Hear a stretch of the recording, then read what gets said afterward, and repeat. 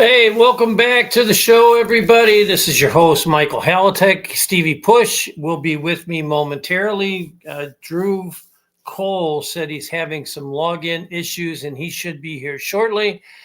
So with that, we'll start with a little bit of breaking news as we bring in my co-host, Stevie and Dhruv. And the NFL just had a press conference, Roger Goodell in Santa Clara, where, of course, Super Bowl 60 will be taking place in 6 days. We have now learned that there will be not one, not three, not seven, but 9 international games being played in 2026. And I'll go over them.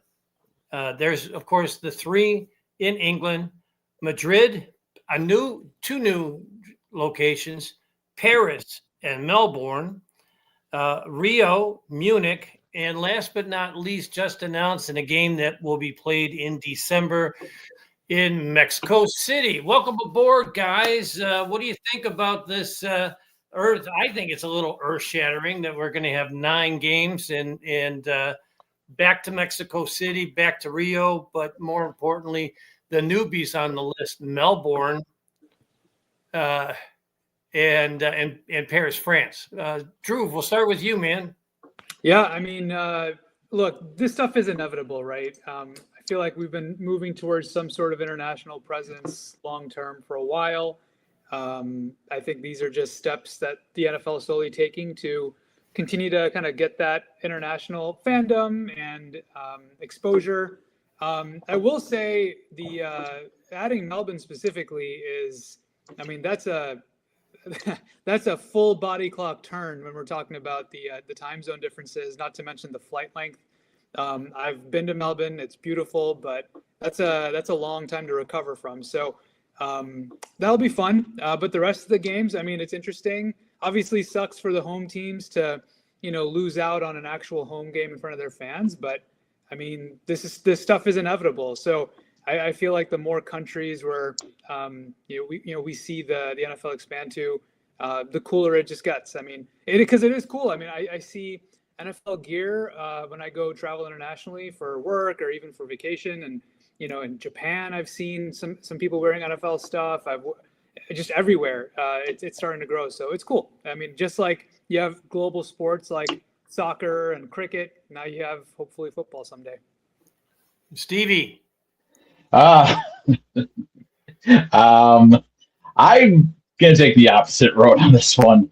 I was a big proponent of it when it first came out. 1 to 3 games, I was totally fine with. If you wanted to rotate it to a different country every year, I thought that would have been a good idea too. But I think what they're doing now is really unfair to the players. Like Drew said, Melbourne's a full body clock turn. And it's really unfair to the fans here in the States because, other than London, you're paying a good amount of money to go to the other places too. And London's not cheap either. There's a reason. I've got family in the UK. I still haven't gone back to see them yet. But the thing is that it really is unfair for the fans because you have a lot of these games are intra-conference games where, say, if the Dolphins host the Packers or the Bears host the Jaguars, if a Jaguar fan wants to go to Chicago, guess what? You're not waiting 8 years. You're waiting 16 years now because that's how the NFL rotates their schedules. It's going to be 8 years when I go to Miami later this year to go see the Bears play the Dolphins. That's if the league doesn't take that game and move it to one of those host cities. I'm all for growing the game, but there's got to be a more fair way for to respect NFL fans who are getting trampled on right now, whether it be through streaming, everything moving to streaming, or with games going away. You can't have the access to training camp anymore because the teams have privatized hosting training camp on their facility to where you're paying tickets. And even like with the Bears, you don't have free access anymore because it's all not donors, but just sponsors of the team. And you're very lucky if you get a ticket to go to training camp where back in the day, you go to Plattsville, you go to Bourbonnais, spend $10, make a day of it with your family, and see, you get up and close to the players. You don't have that access anymore. If the league wants to keep on doing these games, I would suggest bringing back NFL Europa. That was a great thing. It was way ahead of its time. You have 8 teams across across Europe, 8 to 10 teams. You make a summer league what it was before. Make it into a feeder system. The reason why it didn't pan out back in the late 90s and early 2000s was because the TV market wasn't there. The demand for football wasn't there. Now you have sports gambling and fantasy football addicts. You can make that into a thing again if you wanted to. But, for financial purposes, there's a reason why the league is choosing to take these games instead of building a league over there instead. Yeah. I thought I heard this somewhere today, that the ultimate goal is to have one international game each week. A week. Yeah. That would be, I agree with you 1,000,000%, Stevie. That's way, way too much. And according to Roger Goodell, there hasn't been any talks, official or unofficial, about an 18-game season yet. And that would be the next thing in line. If you're going to have, if you're going to play 18 games overseas, there's going to come a time where you're going to have to expand the schedule, I think. Yeah. And here's the other thing that, the league is going to have to worry about, because, it's starting to creep out a little bit with the more and more games they've had. Josh Jacobs 2 years ago got in trouble because, I know you guys remember it, where he came out and said, hey, they told us not to wear green. We have to be careful what we wear because, it's not safe in Brazil. Yeah. And the league basically, the league told him, hey, shut your mouth. Don't talk about that. And then this past year, I was in Vegas and I woke up to the news that the Vikings backup quarterback got robbed. Yeah. In Ireland. And so, you're playing with a little bit of fire too, because, it's going to be an international incident, whether it be and I'm not saying, hey, don't travel, but at the same time, you're going to a foreign country, you don't know what's going on. And, safety and logistics become an issue when you have more and more games. And it just takes one incident to ruin it for fans or the league. And they're playing with a little danger here. Because it's nice to travel, but at the same time, you have a lot of people that are traveling, a lot of fans that might get drunk, a lot of fans that might act up, whether it be Americans coming to a different country or people not wanting to deal with Americans right now. And, you have to be careful from a logistics standpoint and a safety standpoint, the more games you have, because it's just a different environment that the NFL is not taking into account for. Yeah, and I think there's things to learn. Every year there's the UEFA Champions League, where you have, teams, within Europe, traveling to each other to play this, this international conference among club soccer teams. So, likewise, you have fans traveling for that. So I'm sure there are safety and, security tips that the NFL can learn from how they do this every year. And it's fairly common to see it. So to your point, Stevie, the Americans being kind of the in the limelight of the world right now, I can understand that being an added layer to this. But this is something it's clear they're experimenting with this. It's clear that this is the direction. They have a lot to learn to do this right. I don't think there's any doubt about that. But I also think that, with the amount that they're expanding into the various cities or countries, then the number of games that they're expanding, to Michael's point earlier, there's going to have to be some sort of schedule allotment. The way you have to maybe prioritize, road games, maybe because you're traveling back. Maybe does it just make sense to go and, crash at your next location for the next however many, days as you're recovering? Do you do a bye week after that? Do you have multiple bye weeks? Now, lots of logistics to figure out as part of this, but they're going to have to learn these lessons as they go. It's hard to plan for everything up front in my head. Well, the fight. I think that first of all, the 18-game season is inevitable. That will also bring about a second bye week. They'll have to go with 2 bye weeks in the season. The Australian game, they're definitely going to have a bye week after that game. Whoever the participants are going to be, and early rumors out is San Francisco is going to participate in the Australian game. Another rumor I heard is that with the Bears, of course, having the extra home game on even years, they are one of the favorites.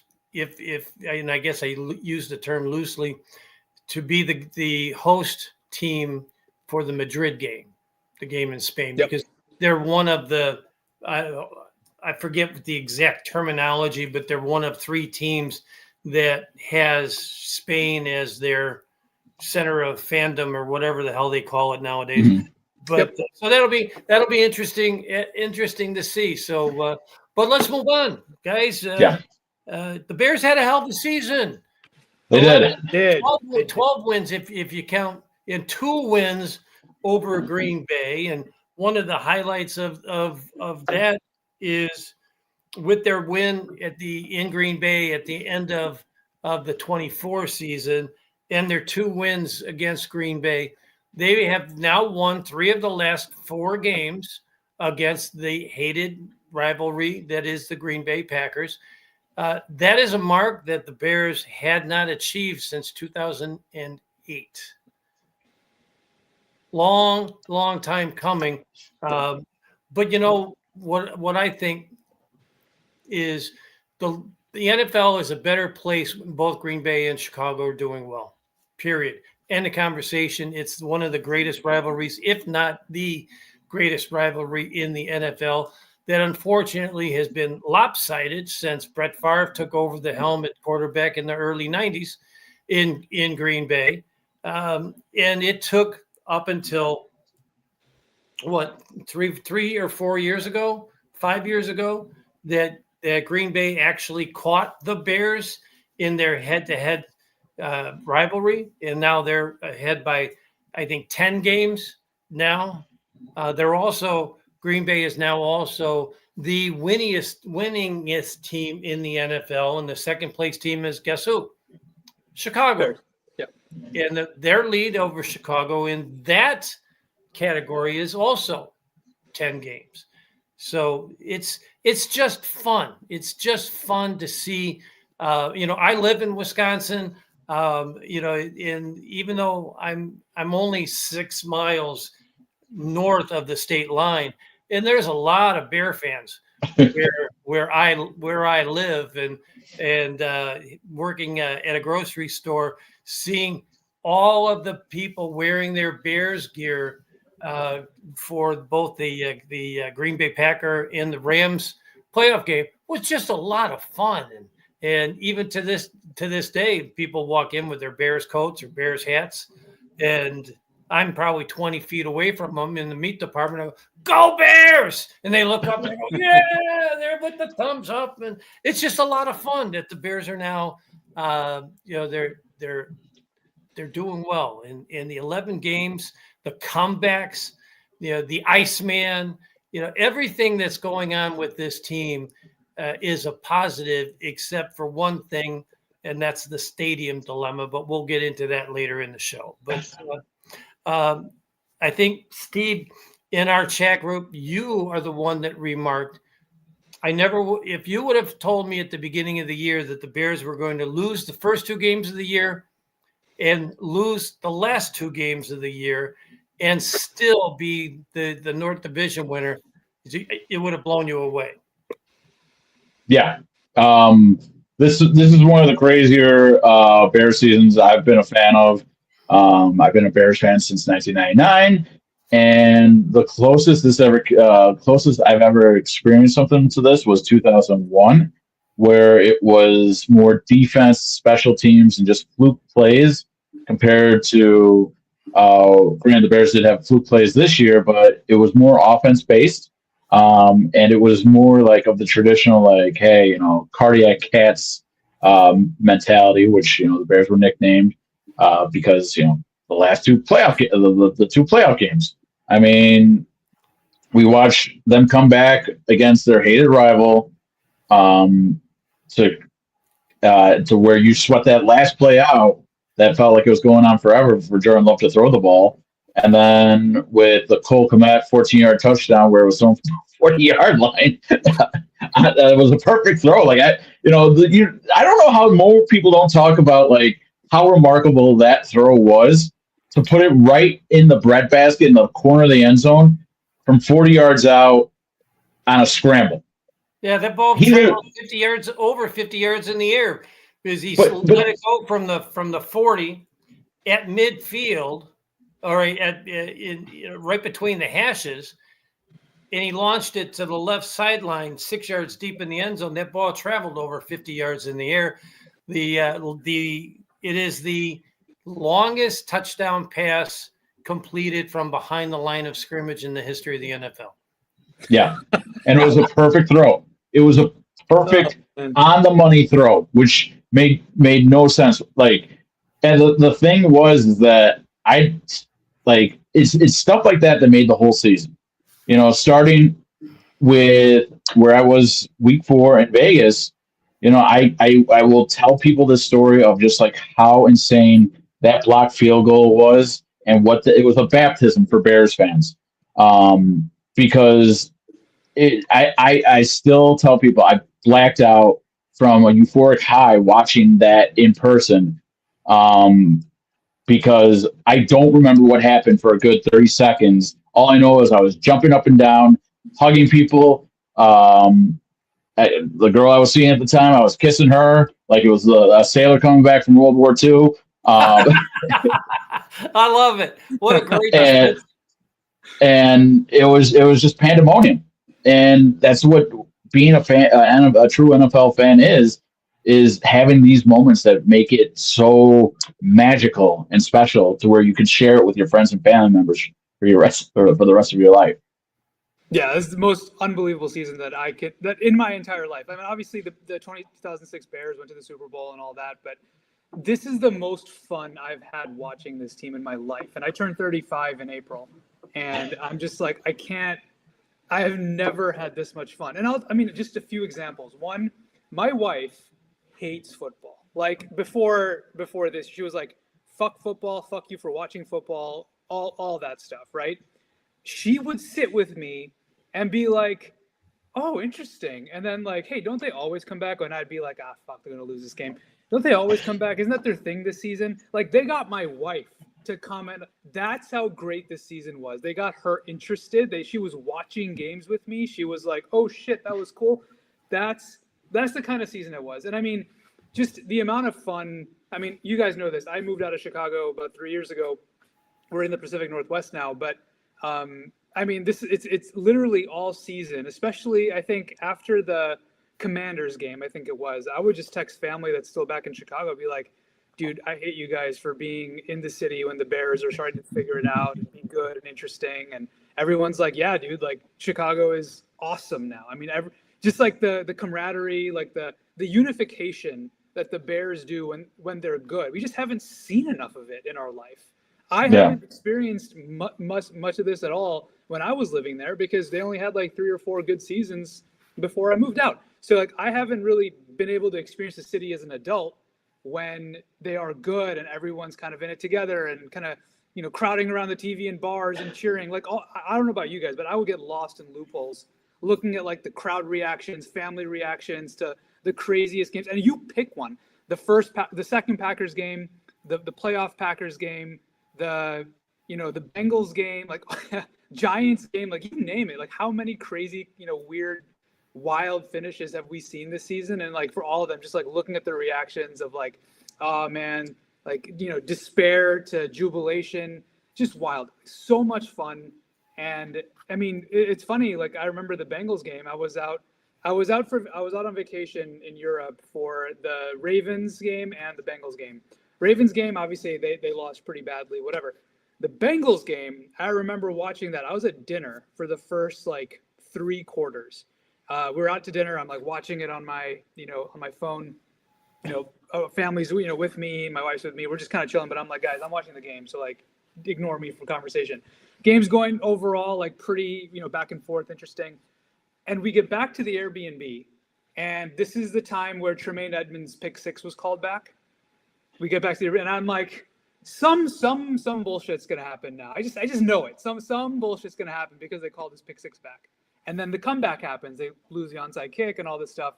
And I remember we were sitting like in a communal area in the Airbnb, and like my wife and my father-in-law and stuff, they see my face and they're like, dude, what happened? Like you were so like, happy, like they were winning and all this stuff. And I'm like, you guys are going to believe this, but the Cleveland just took the lead. And then I'm like, I like get up, I storm out. Yeah. And then I'm just like, and they're like, yeah, let him be. He needs to go walk it off. And then the comeback happens. Dude, first of all, amazing. The next day, we were in Nice for our trip. The next day, I went to go out and go get coffee for the family while they were kind of still getting ready, and I saw a Bears fan out there, kind of like walking towards one of the coffee shops. And I looked at him and I'm like, Bears fan? And he was like, yeah. I'm like, dude, did you see the game yesterday? And we literally like 15 minutes, we were just chatting about the team. It was so much fun, man. Like just random cool experiences from this year. Anyway, that was a long way to kind of gush back over the season. But yeah, to your point, Michael, I mean, and Stevie, just an awesome year. No, that's what makes it so beautiful is the fact that we both have our own special moment of this year. Like even in the loss to the Packers in Lambeau, I still have fun there because they're like, even though I'm sitting with a Packers fan, and I'm sitting with I rode up the Packer fans in a coach bus, and the funniest part is like I'm surrounded by Packer fans, and like 8 rows behind me, there's like boorish Bear fans. They're not assholes, but they're like your super fans. And every time the Bears started making a comeback in the second half, I would just sprint up up the staircase and just like I'll hug it out. It'd be a group hug session. But that's the beauty about why this season is so special, because those moments made it. Even in the loss against the Rams, it didn't. No one's talking about the fact that Caleb Williams threw 3 interceptions from that game. Yeah, think about that. When was the last time a Bears quarterback threw 3 interceptions in a playoff loss, and they weren't, and fans aren't freaking out about it? Yeah. True. Yeah, absolutely crazy. And when you look back at the season, which is what this segment is all about, you look at they just ran out of time opening night against Minnesota because Coach Johnson made a mistake. He tried to kick it out of the end zone, and Santos couldn't do it. All he had to do was kick an onside kick. The play's dead. The ball gets put at the 35, the 40 instead of the 35, and they have those extra few seconds and the 2-minute warning to try to get the ball back. The San Francisco game, the first Green Bay game, where they just 5 more feet on that ball, and it's a win instead of being picked off. And then the same thing with the 49ers game. If he steps into the throw, he's able to complete it. Or Ja'Day Walker, he slipped on the turf. I think probably just that too. Legs probably gave out at that point. But that ball hit the ground about 2 feet in front of Walker, despite the fact that he slipped, as you said. So there's another win. The Rams game, and I'm missing one, but the Rams game, if Moore was hurt trying to play in overtime, that'll be debated for a long time. Cole Kmet, what people were saying after the game was there was not Cole Kmet, Colston Loveland's concussion that ruined it for the Bears in overtime, because what they were saying on that last play is if Loveland was in, that would have been a sure check down to Loveland over the middle. Yeah. So unfortunately, I mean, that's how many games did the Bears lose? So they finished 11-6, and Mhm. 7 losses, and there's at least 3 of those losses that easily could have been wins, and they might still be playing if it weren't for those injuries at the end of the Rams game. God only knows. But you know what? We're not going to sit here and bemoan the fact, because who's Mushroom? No, it's Mushman. The guys from the Firehouse are watching, and their nickname for me is Mushman. So Nice.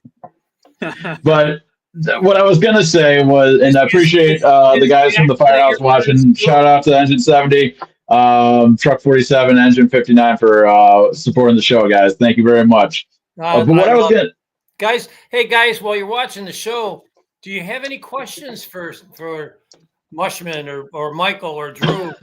If you got any questions, fire away. If you got any comments, fire away. you just opened up a box of worms, so you're not gonna like those questions. I promise you that. Dude, Stevie, I live life by a simple motto. I mean, everyone else is calling me, so why not? Cool. All right, well, Mush, I live life simply, man. If you can't have fun, what's the point? So yeah, and it's the last show of the season, and this is all about, you know what? It's a feel-good year. It's a feel-good show. Everybody won this year. Everybody that was a Bear fan won this year, because nobody expected the Bears to improve the way they did. Nobody expected the exciting finishes, and we talked about it often. The Bears don't win these kind of games, and it happened 7 times. Well, think about this. We did a show. Did we do a show after I can't remember. Did we do a show after the week 2 blowout? I don't remember if we did or not. We may have. Well, they let up 51 points to Detroit, and Detroit absolutely rubbed it in the Bears' noses. And that's. Do you remember how low they got beat in Chicago on the last Sunday of the year too? Do you remember how low everything felt after that game? Yeah. Like we were in the group chat. We're like, holy shit, we're in for one this year. It was like flus all over again. No, I thought it was worse than flus, because at least with flus, you were kind of on the fence about, like, okay, we could kind of expect this. With Johnson, you were like, okay, we lost the close game, and now we're getting blown out. We're going the wrong direction. He got boat raced by his former team, and they laid it on him because he went there. So and even Ben looked like he was like, wow, what did I get myself? He had the wide eyes going on in the post-game press conference, where he was just like, yeah, it's going to be a season. And they rolled off 4 straight wins. And then they lost 1. Yeah. Then they rolled off 5 straight wins, and then they lost 1. And then they won their last 2 in a row before they lost their last 2. So, it was, God, like Drew said, it was the most fun season and I've been around. I remember listening to the Bears championship game against the Giants in my downstairs on the radio, because home games, even though it was the playoffs, were blacked out in the Chicagoland area in 1963. So I've been through all the ups and all the downs since the 1963 season, and the only season that I can recall being as much fun as this one was the Super Bowl year in '85, because it was fun. That team was rocking. The defense was fearless. The offense did enough. They weren't as prolific as this offense is, but they had Walter Payton, and it was so fun. Guys, if you could just watch some of Walter Payton's game, I tell you what, I think I've posted it on our channel, our talk channel on Facebook. I know I've posted the 61-7 blowout, the largest margin of victory in any game in the rivalry between the Bears and the Packers. It happened on December 7th of 1980, and I was at that game. And Vince Evans, of all quarterbacks, had a perfect passer rating that day. But Peyton ran for over 100 and some odd yards in that game as well. Just fun. My last comment on this is the most exciting part to me. And look, I was in my infancy of understanding football back in 2006. So, the defense was obviously awesome and all this other stuff, but it's still like, now looking back on it, how just, how kind of reproducible it looked like or felt like. With this, it feels very different because I don't know about, I mean, we can go back in our group chats and remember, but up until the Ravens game, I was like, oh boy, Caleb Williams, what is going on, man? You're not getting it. You're not looking good. And I knew what Ben Johnson was trying to do with overload him, see what he can do, all that stuff, trial by fire. I like that, but it wasn't looking good. And I was like, even the Saints game, they were up 26-14. I'm like, Caleb looks like shit. Like, what's going on? And then the Ravens game happens. He looks better. And went back and obviously he got picked off at the end, and they didn't score a lot. But you see the all 22, and I'm like, okay, Caleb, you're looking in the right place. Like these progressions make sense, all that stuff. And then it kept building, and he kept looking better. He looked like he knew what he was doing with the football. He looked like he understood what was happening pre-snap. For the most part, very good post-snap. I was very impressed with how he responded against the Vikings in Minnesota. And then just kept building. And so, yeah, like they're not consistent, and their success rate wasn't one of the highest in the leagues, but they were still so explosive. And that's what Ben Johnson wants to do. That's what Caleb is good at. He's just like, fuck it, I'm chucking it. And that's what he does. And so they still have room to raise the floor, and the floor is already really, really high. So that's what's really exciting about this, is that they have this foundation in place. Obviously, the biggest concern I have going into next year is the health of the offensive line, because it's never going to be this healthy. It's almost impossible for it to be this healthy again. They were very lucky, especially along the interior. So that's obviously one thing. Obviously, Caleb continuing to stay healthy is obviously going to be a concern. But other than that, like there is enough very, very exciting, stuff that you can say is like a good, strong foundation that they can build on, which is why, like, again, even if they lose more games next year, but are still competitive in a first place schedule, you should be excited because this team will be in it. They're well coached. I mean, they have good game plans for everything. Everything makes sense. It's just a far cry from what we're used to in this city. Well, and my last comment will be appreciate it, because next season it's not going to feel the same. It just isn't, because this was so unexpected. You're playing with house money every week. And next year, you're going to not say, oh, my God, can Caleb lead this comeback? Or can they come back? No, it's going to suck because you're going to expect it. And when they don't do it, you're going to be very disappointed. Like, what the fuck? And enjoy what the season was, because next year we got to make the Super Bowl. That's what most of the fans or at least the NFC Championship game, right? But and this is where it's going to be on Caleb this offseason, because guess what?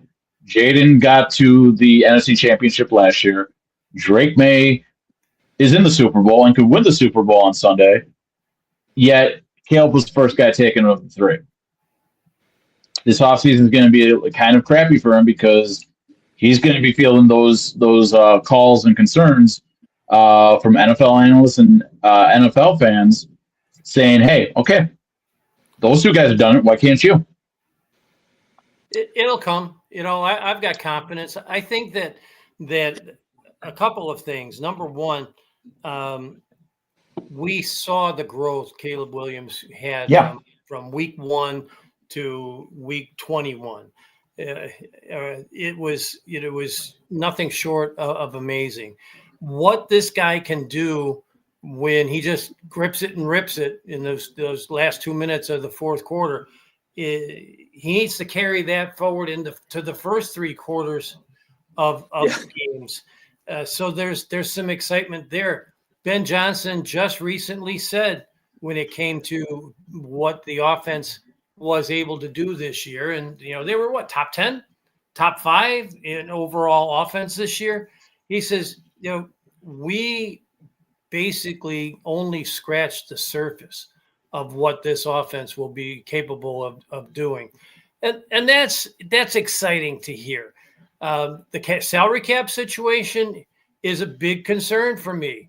A lot of people are saying that pay no mind to it, but they're $4.6 million over the anticipated cap of $307 million right now. So they have no room to sign any free agents. They have no room to sign any draft picks. So there's a lot of work that needs to be done. Whether some players are going to get released for cap measures, or there's going to be several cap restructuring, contract restructurings to reduce cap. So we don't know, but there's rumors out there that, hey, if they just do these 3 contract restructurings, that's $50 million in savings. I don't have the players in front of me, but obviously that's a concern. Ben Johnson said, can we build off of this? And he said no. And he's right. You can't build off of this year heading into next year. You start from scratch. One of the Hall of Fame coach, Vince Lombardi, his very first team meeting every year when training camp started, you know what he did? He got in front of the team and he picked up a football and he says, this is a football. Yeah. And it sounds funny, but back to basics, day one, basics. And the best part about it is this team has all bought into Ben Johnson. So it's going to be exciting. Yeah, I mean, we're going to be looking at this offseason with a microscope, basically. Every move is going to be overanalyzed. And I think that the 3 moves that need to be made to free up that 50 is cutting Tremaine Edmonds, trading DJ Moore, and I think it's restructuring. Is it Thuney's or Jonas Jackson's contract? Yeah, that I can't remember. I don't have the numbers in front Might of me. be Montez Sweat. Yeah, it is Sweat. But, I mean, here's the thing. I have faith in Ben Johnson. I really want to see if they bring a veteran presence in now that Ian Cunningham has departed to the Falcons. And I really do want to see if the league rightfully gives the Bears the 2 third-round picks, because I hope George goes into the owners' meeting. Is it next month? In March, right? Yeah, right. I think so. Right before, And I hope he flips the fucking table. Right before the beginning of the league year. Yeah, the league I hope year this year starts on March 13th, if I'm not mistaken. And I hope he flips the table and says, I want those 2 picks, because the Bears should be rewarded for holding on to Ian Cunningham and not playing bullshit by blocking it and making a bigger stink out of it. Regarding the rule, which I never liked the rule. But you know what? If you're incentivizing stuff like that, then pay out on it. Because the 2 extra third-round picks, especially this year, would give the Bears so much draft capital to work with. You could do so much with packaging 2 third-round picks for draft capital or a veteran star. Yep. Exactly yeah, right. We'll see what happens. I mean, Drew, how do you think they're going to go about doing this offseason? Yeah, I mean, I think they have a lot of important decisions to make. I think the defense is the area that needs the most help. Actually, let me go back. I'll address your point on the compensatory picks. I've made my take on this clear on X. The rule itself is dumb. Oh, I think my maintenance is here. I'll be back. Sorry, guys. Well, that was quick. Hey, we touched on something earlier about Caleb's health. And it is amazing when you go back and look at records, and I love going back and doing research. He is the first Bears quarterback to start every single game in 2 consecutive seasons. You have to go all the way back to 1976 and 77 when Bob Avellini was the quarterback. Yeah, then that's exactly the reaction. He was not the 70s had a litany of terrible quarterbacks, from Bobby Douglas to Mike Phipps to Bob Avellini to Vince Evans. It was absolutely brutal, but I digress. I just love how Bob Avellini started back-to-back seasons solely because he was the best of the worst that the Bears had. Dude, I sat for every game at Soldier Field those 2 years. And he started a playoff game too. That's the funniest thing. It is. Oh man. But anyway, so Caleb has started 34 straight games, 36 straight games if you count playoffs.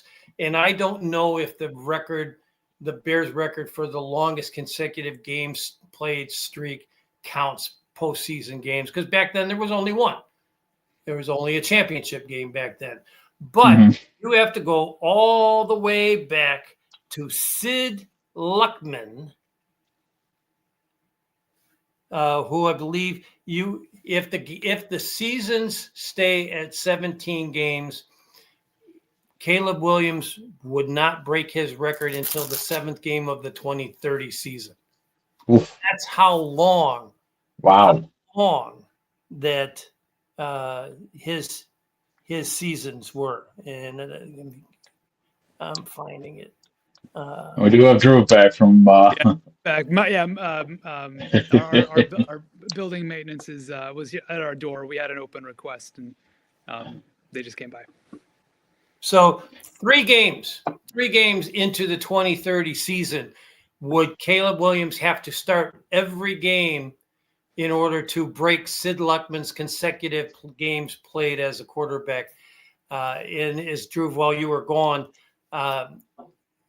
the last quarterback to start every game in 2 consecutive seasons going back in the Chicago Bears history is Bob Avellini in 1976 and 1977. That's how long it had been for a Bears quarterback to start every game in 2 consecutive seasons.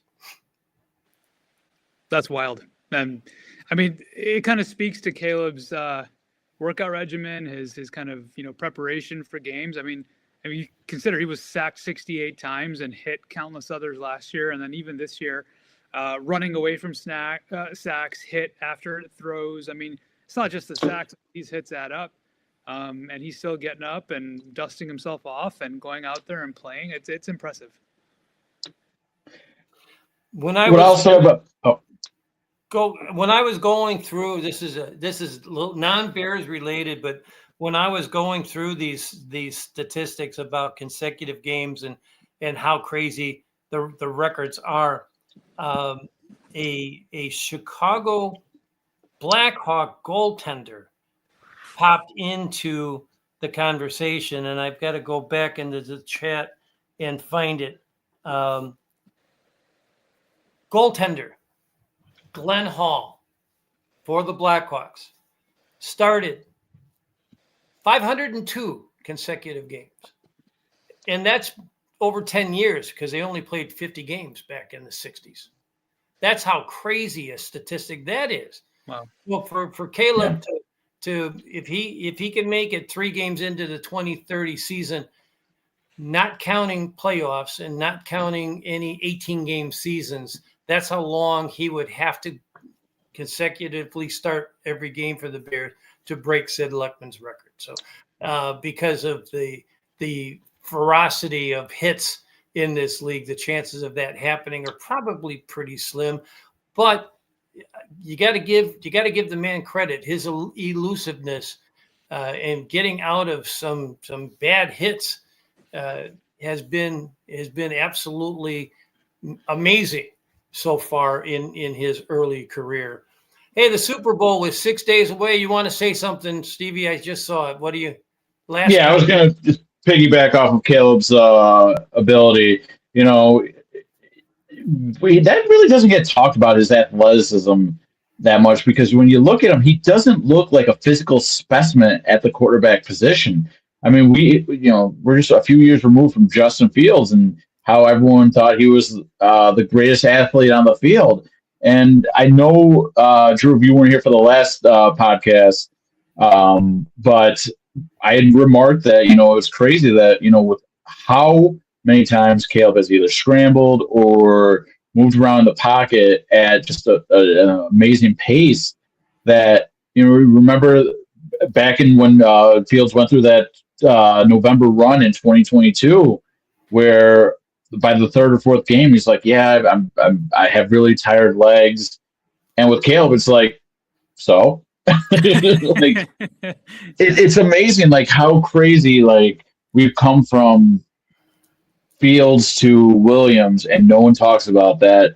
Just sheer difference in athleticism, but they're doing the same thing, and Caleb's doing it at a much higher level because, and this goes out to the field truthers. I think we can put you guys to rest now, because after what happened this year in New York, I like Justin Fields as a person. He's not he's not a starting NFL quarterback, unfortunately. Yeah. Unless you put him in a system that is super friendly to one read and run after that one read is not there. Well, Mitch Trubisky has certainly made a name for himself as a backup quarterback in the league. He was in Buffalo. He went somewhere else. He went back to Buffalo. We even commented about it that if the Bears in Buffalo made it to the Super Bowl and Josh Allen got hurt, kind of like the way Bo Nix got hurt, it would have been Caleb Williams against Mitch Trubisky in the Super Bowl. It's amazing how close that might have happened. Josh Allen was pretty battered and beaten by the time that his season was over. Well, the best part about Trubisky as a backup quarterback is that he really doesn't have to play because Josh Allen's always healthy. Yeah. If he had to play, things would go badly. So, Justin Fields going to be on a football roster in 2020? He will. Will he? He will be. No, he will be. He will make money as a backup quarterback. So will Tua, but that's another story. Right. And here's the thing: is like they're not starting caliber quarterbacks, but if you need them to start 2 or 3 games, they're serviceable. Now, if your star quarterback gets hurt after week 8, you might have a chance to still make it to the playoffs.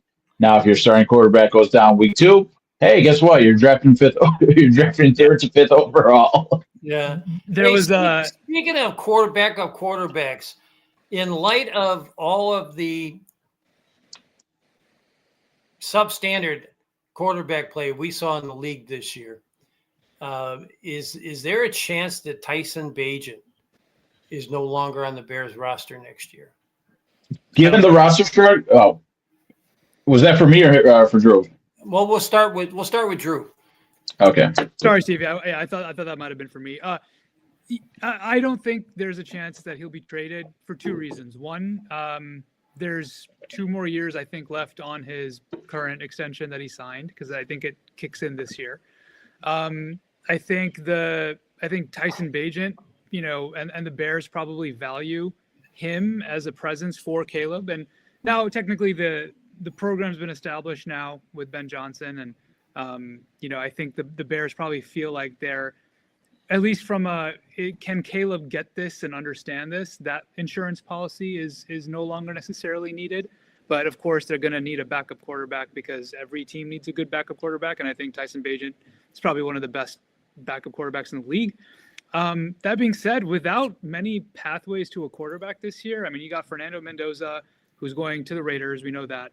and then no one else in the draft that. I mean, I have not done a lot of draft study because the Bears were good this year, so I didn't have to care about the draft until now. So I get to start my draft, study sooner. And I don't have to care about quarterbacks because the Bears have one. So that was the best line of the entire show. which is nice, man. I mean, we're usually diving into tape for college kids by Halloween, so this was nice. But without really a pathway to a good quarterback, even on the free agent market, the best options I think in free agency or even through the trade is like Kyler Murray and Tua, if you want to call him an option, but he's really not because he sucks.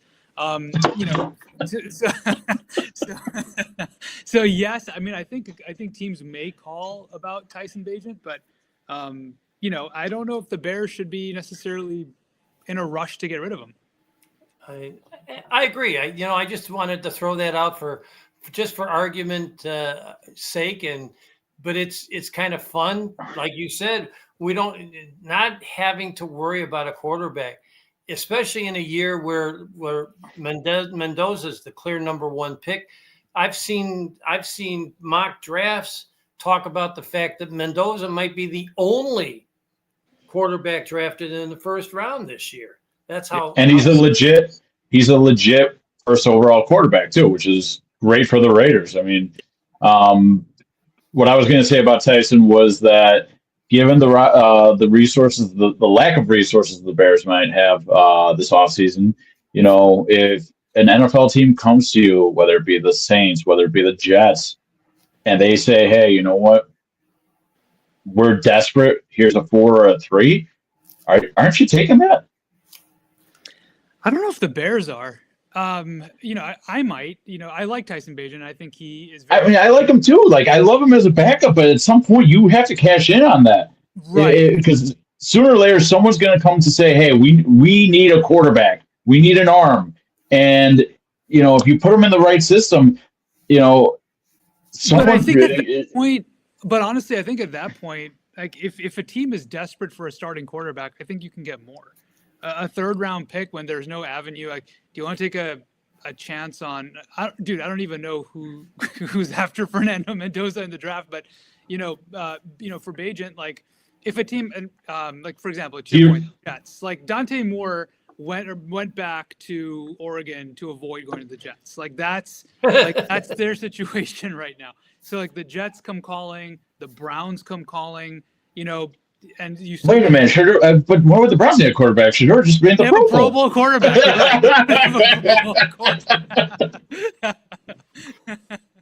I'm not saying a word. But they had 2 Pro Bowl quarterbacks. They had Flacco too. I guess they think that Shedeur Sanders is good at flag football. Right. Shedeur Sanders. I mean, do you really think at that point, if we're talking a second, then you kind of have to drive Bagent to the airport then, right? You probably do. I don't know if the Bears would do it because of maybe they feel like they have a competitive advantage. But again, like, I don't know. It's tough to say because they may say like, hey, we probably can't count on the offensive line luck that we had. And granted, Ben Johnson's one of the best in the league at scheming around all these issues, but you don't have that. You don't have the same offensive line luck, which means you might have more sacks, which means Caleb might get hurt, which means you need a backup to play. I guess they're doing that calculus. I'm not sure. One thing that I wanted to run past you guys with Ben Johnson, the Ian Cunningham situation, and how there's been this belief that Ben Johnson is gradually pulling power away from Ryan Poles. Dhruv, I think you're going to like what I'm going to say next. What is stopping the Bears from bringing John Dorsey in? Dude, I would love that. Let's just do it. Like, seriously. Like, Cunningham's gone.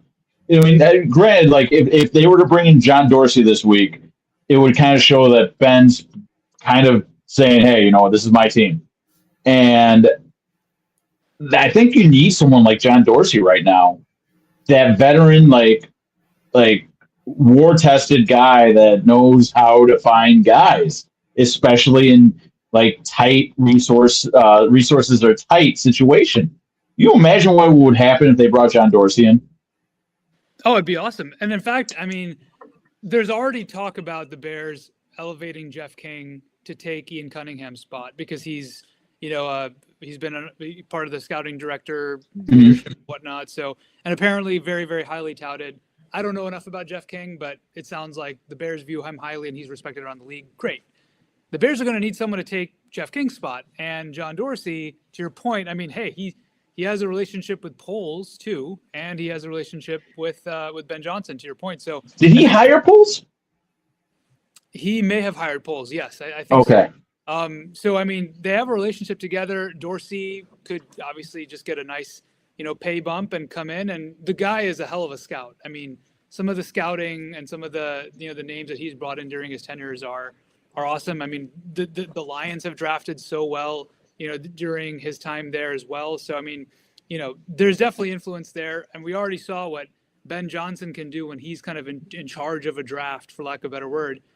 With this first draft that he had, which was a home run in every aspect. So, yeah, I mean, why not? Bring on scouting brains. Because the Bears might want to consider, especially with what happened in Minnesota this past week, too. Yeah, exactly.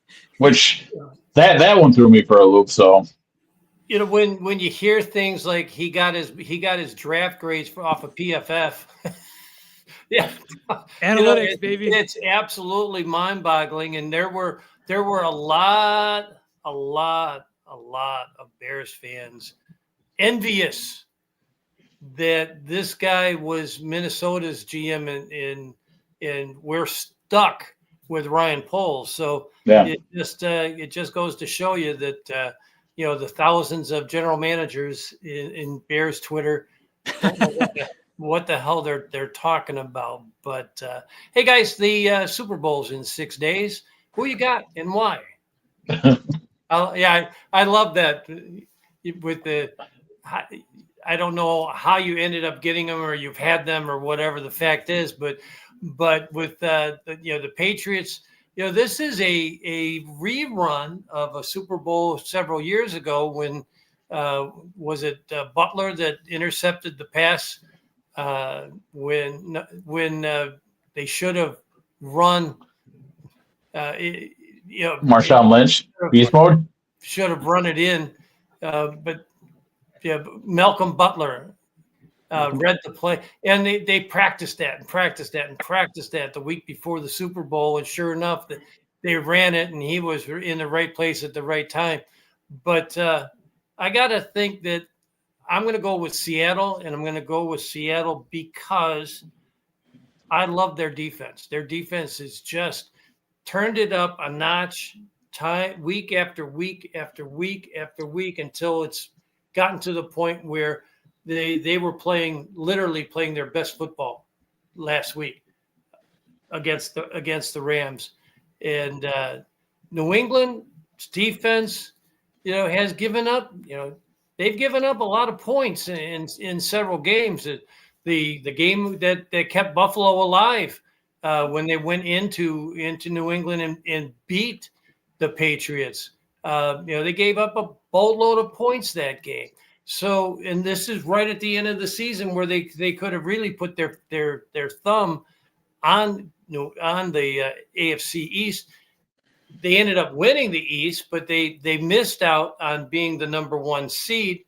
But unfortunately for Denver, Bo Nix broke his ankle in the game right before, and that game was an absolute disaster for Denver, and the weather didn't do any favors in the last half of the fourth quarter for them either.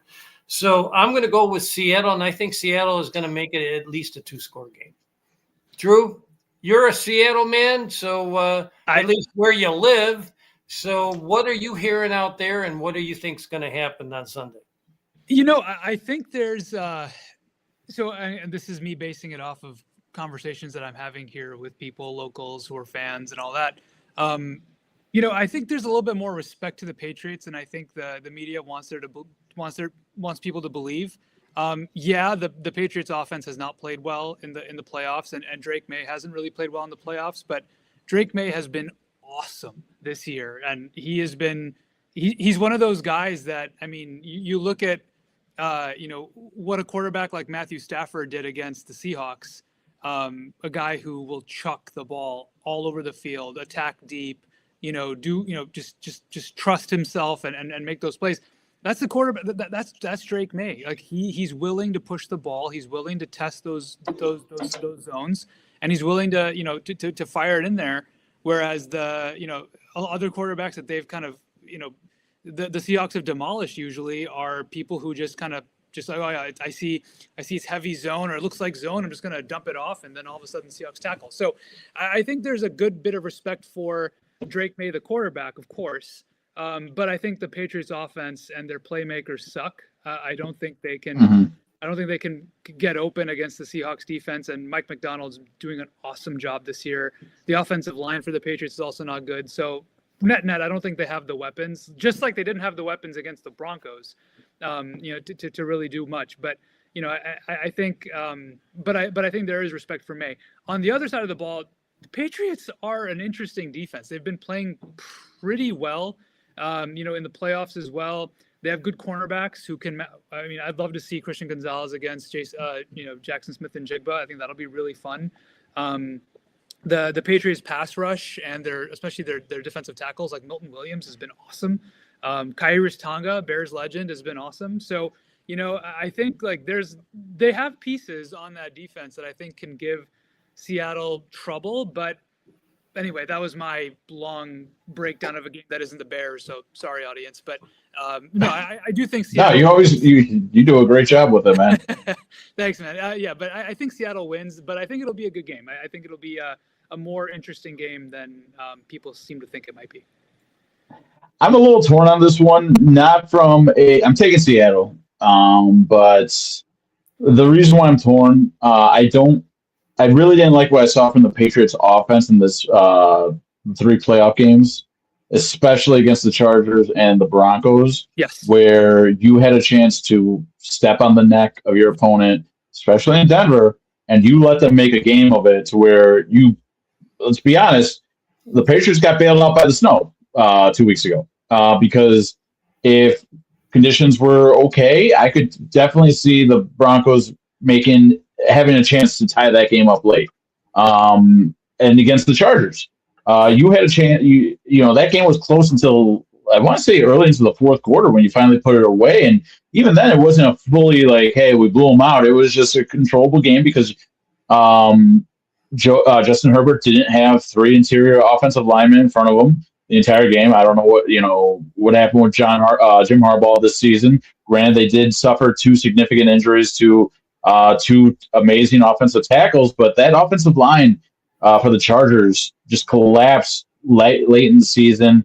And for the Patriots, they did not they didn't show dominance offensively like they should have. Even in that divisional round game against the Texans, they got lucky that C.J. Stroud forgot how to throw a football correctly to his teammates. Yeah. And that's what kind of gives me the lean towards the Seattle Seahawks, because it's not just that they have a terrific defense; they have a top 10 offense, and it's not. What's weird is it's not a sexy offense, a sexy top 10 offense, but they've designed this offense to where they highlight everyone's strengths at that specific position. Their wide receivers. You have Jackson Smith and Jigba, who's jack of all trades. He can run any route, led the league in receiving yards. You have the veteran Cooper Kupp, who is just used to be just a route tree and the guy that just get open, will throw you the ball, and be there when we can't get it to anyone else. That guy. And then you have Rashid Shaheed, who they traded for. He hasn't been that impactful on offense, but you still have to respect his speed. The 49ers game, he closed the door on them before the game even started with that opening kickoff. And if you're the Patriots, if Drake May isn't on and that offense isn't on, but the Seattle offense is, you can't play keep up with this Seattle defense. It's just not going to work. So that's why I have faith in Seattle winning this game. I'm just torn if it's going to be a blowout or if it's going to be a game that, Seattle has control of and then pulls away late. Last but not least, of course, there's no Bears podcast is ever finished until we start talking about stadium issues. And it is interesting. It is interesting in that Buffalo, Tennessee, Kansas City, Denver, all have new stadiums coming, and they should be coming. I believe Buffalo's opening next year, and I believe Tennessee is opening in 27. And I believe Denver is opening in 28. So, which is crazy because Invesco or Mile High 2 or whatever the hell they call it is only 27 years old. You're not wrong. You're absolutely. It's a beautiful stadium. You're not wrong. The funny thing here's some. It's now torn down, but the Buffalo Bills, before they moved to Highmark Stadium, and it wasn't Highmark Stadium when they moved into it. You know where they played? They played at a stadium called War Memorial Stadium. Okay. And you know what that stadium actually is kind of famous for? That was the stadium that was used for the movie The Natural. Oh, I thought you were going to say the Slapshot because I know they called the stadium in Slapshot the War Memorial too, but I was like, that's an arena. So it was actually the backdrop for the baseball movie The Natural with Robert Redford. Very nice. Cool stuff. So Chicago politics again, got to get off their ass. And the last I heard was, of course, the absolutely asinine governor of Illinois said, well, we've always never had a problem helping with infrastructure. And if correct me if I'm wrong, Stevie, since you're the Chicagoan in the group, isn't it all the Bears have asked for all along from the Illinois government was help with infrastructure in Arlington Heights? Yeah, but it's weird because the guy that loves construction and having massive construction projects throughout the state, especially here in Chicago, we just got done through a three-year project to redo I-90, which I appreciate, but at the same time, it made traffic hell for me traveling downtown or driving from downtown back home. And I just find it comical that up until the Bears legitimately went to Indiana and said, "Hey, can you guys? What would you guys do to get us here?" He changed his tune from, "Hey, you guys are going to have to pay for infrastructure around the stadium," to, "Oh, we'll gladly do infrastructure around the stadium." And of course, the last I heard was the SoFi Stadium. You know what SoFi Stadium pays in taxes to California, of all places? $8 million. And Illinois wants $100 million from the Bears for the Arlington Heights location. Well, the funniest thing is that the Bears were trying so hard to be helpful, to work things out for both the state and the city, whether it was the proposed city stadium or Arlington Heights. And it was just no, we're not helping you guys. Now that Indiana is basically saying, "Hey, we're going to give you anything you want. We'll build the stadium and not charge you taxes." Now the state's realizing, holy shit, we might just shoot ourselves in the foot and lose a cash juggernaut, because that's what Bears football is. And this is before you build a stadium where it's going to be year-round events, Super Bowls, NCAA tournaments, Big Ten championship games, bowl games, year-round things, concerts. And it's just we weren't making enough money because we wanted more money from you guys.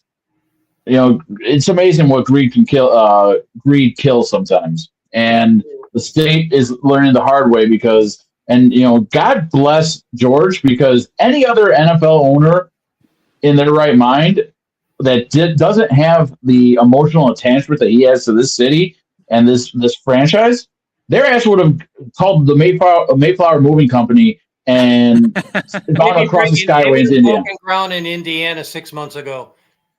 Oh yeah. If they would have been a little bit more proactive earlier on, but that's another topic for another day. With the Kevin Warren lack of management with the stadium issue, guys, it's been a great season. Stevie, any last words from you, my friend? I love you guys. It's been a terrific season as always. Another great season. Glad we had a first winning season since 2018, because I don't know if we were all together for the sports mockery one with the roundtable that we had going there when we were doing these podcasts there. I think we started that in 2020. Probably 2020. Yeah. Yeah, but I came in much later. I don't think I came into sports. The sports mockery started writing for them until 23. So, but yeah, I mean, I'm glad we still do this. I look forward to our off-season one next month or whenever the new league year starts. I've been going through some stuff this year. One of the things I want to say is thank you guys, because I look forward to getting to talk to you guys, do this for the public. I'm blessed to be able to talk sports with you guys, and we have a fun time doing it. I like this one. I feel like sometimes we're doing NBA around I'm drawing blank with Ernie Johnson, Shaq, Charles Barkley around the NBA. That's how I feel with you guys sometimes, just shooting the shit. So it's a lot of fun. Drew, final words for you, my friend. Yeah, it means a lot, guys. It's been a fun year for all of us. It's been fun to talk, in our chats and obviously on here. Likewise, Steve, it's been a tough year in some cases, but in some cases it's been a good year. We'll have a new Bears fan in April to bring into the family. So I'll share. Please send us the address in the group chat so we can send some gifts. Maybe me, Halatek, and Lambert can do a Three Kings impersonation a week after she's born. Are we sending football uniforms or cheerleading uniforms? It'll be football uniforms, even though she's. It's going to be a girl. Yeah, it's going to be a girl, but we're awesome. We're still giving her football uniforms. We're gonna have her be a football player in some way. All right, so a set of flag football flags. There we go. But it's been awesome, of course, guys. We had some ups and downs. We all had some ups and downs. I lost my biggest fan, my golden doodle Peyton, back in July. I lost my other dog 2 weeks ago, which we talked about on the chat. The newest one is not down here yet. She's still a little bit too young to be unsupervised while I'm on the show. But we also will have a new furry baby in April. We put a deposit down on her a couple of weeks ago, and it will be a golden doodle. It will be a female, as long as we like what we see. If not, we will wait until the next litter, which will be ready in June. So congratulations on the baby. Our deepest condolences for the loss that you suffered most recently. Thank you. And Stevie's had some ups and downs personally as well. So we've all, we've all had a good year. We've all had some struggles, trials and tribulations this year. But all in all, you know what? I couldn't ask for a better group of friends to talk Bears with. Nice thing same is likewise, guys. And I was going to say the last thing is, I mean, the nice thing about sports and especially your team doing well is it kind of brings you out of some of those doldrums. It's a distraction to have. So Amen. With that, guys, we'll see you in the chat room, and good, better, best. Bear down. Take care, guys.